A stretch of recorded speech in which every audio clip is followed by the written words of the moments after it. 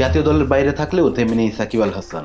রাজনীতি ও বোলিং নিষেধাজ্ঞার পর সাম্প্রতিক সময়টা কাটিয়েছেন অনেকটাই বিতর্কের মধ্যে। তবে মাঠের বাইরের ঝড় সামলে এবার আবার নিয়মিত হচ্ছেন ফ্রাঞ্চাইজি লিগে। নতুন করে যুক্ত হলেন আরেকটি টুর্নামেন্ট, ম্যাক্স 16 টি10 ক্রিকেট লিগে।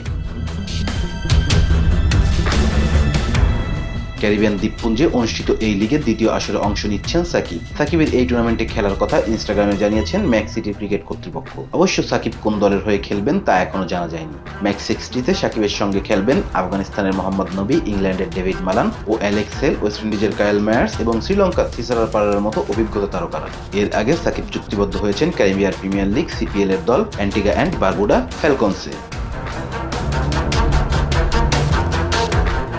গত বছর কাউন্টি ক্রিকেট খেলার সময় বোলিং অ্যাকশন নিয়ে প্রশ্ন ওঠে এবং পরে নিষেধাজ্ঞার মুখে পড়ে সাকিব। সেই সময় জাতীয় দল থেকে দূরে ছিলেন তিনি। পরে অ্যাকশন সূত্রে ফেরেন পাকিস্তান সুপার লিগে। আগামী 16 জুলাই আইল্যান্ডে মাঠে গড়াবে ম্যাক্স 16 ক্রিকেট লিগের দ্বিতীয় আসর। চলবে এক সপ্তাহ ব্যাপী।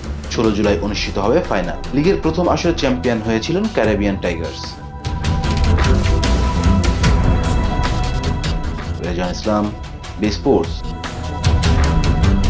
Please subscribe our channel to get more information about Cricket World.